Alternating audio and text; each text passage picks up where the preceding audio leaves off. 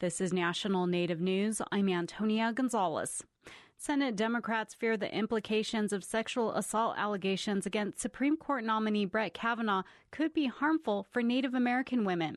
Matt Laszlo has a story from Washington. Just a day before the Senate Judiciary hearing with Dr. Christine Blasey Ford and Supreme Court nominee Brett Kavanaugh, Washington State Democratic Senator Maria Cantwell appeared on the Senate floor and urged her colleagues to take the sexual assault allegations against Kavanaugh seriously. Cantwell highlighted the significance of his nomination for Native American women who experience high rates of sexual assault. When I think of the tragedy that faces Native American women, it breaks my heart. That over 50% of Native American women have faced sexual assault and abuse. 50%. How is that not a crisis? Cantwell also cited the efforts she's undertaken to include Native women in this year's reauthorization of the Violence Against Women Act. Had these conversations with the Violence Against Women Act and made sure that Native American women were covered under that law. A tricky problem in the federal law that made a gap even worse by not having the aid and support. And now with federal help and support, with Indian trial courts, we've created a better system to bring those perpetrators of those crimes to justice. As multiple sexual assault allegations against Kavanaugh have unfurled, it's only intensified concerns with regard to his already controversial views on both women's rights and Native peoples. Nevada Democratic Senator Catherine Cortez Masto is especially worried about Kavanaugh's questioning of the indigenous status of Native Hawaiians in Rice v. Caetano and for his role in Garza v. Harkin, a case in which the federal government blocked an undocumented teenager from having an abortion. Well, in general, I have concerns about the Rice Caetano and his position just in general about Native Hawaiians. With all the allegations flying, Republicans have been standing by Kavanaugh, and the Senate Majority Leader still plans to hold a vote on the nomination this week. For National Native News, I'm Matt Laszlo in Washington.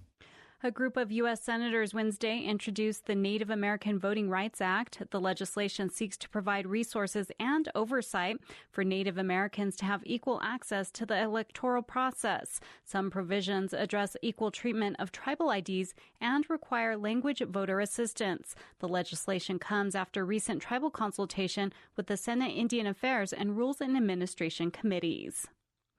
Rain from Tropical Storm Rosa is impacting tribal land in Arizona. Tribal and emergency management officials with the Tohono O'odham Nation have been advising people to be mindful of flooding.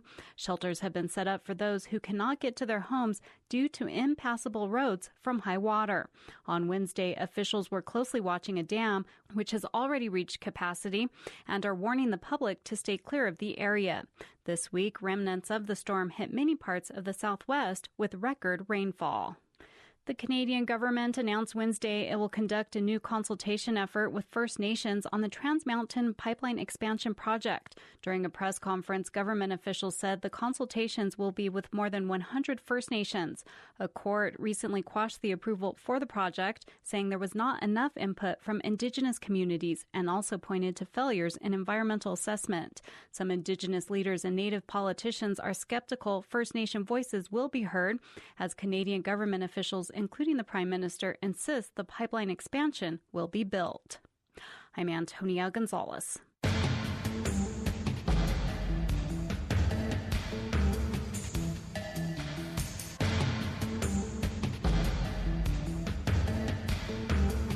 National Native News is produced at the Annenberg National Native Voice Studios by Kawanak Broadcast Corporation.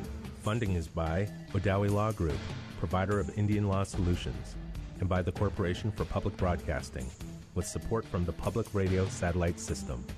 Support by the law offices of Sonosky, Chambers, Saxe, Miller, and Monkman, a national tribal rights law firm with offices in Washington, D.C., New Mexico, California, and Alaska, and online at www.sonosky.com. Support for law and justice-related programming provided by Hobbs, Strauss, Dean & Walker, LLP, a national law firm dedicated to promoting and defending tribal rights for more than 30 years. More information available at hobbsstrauss.com.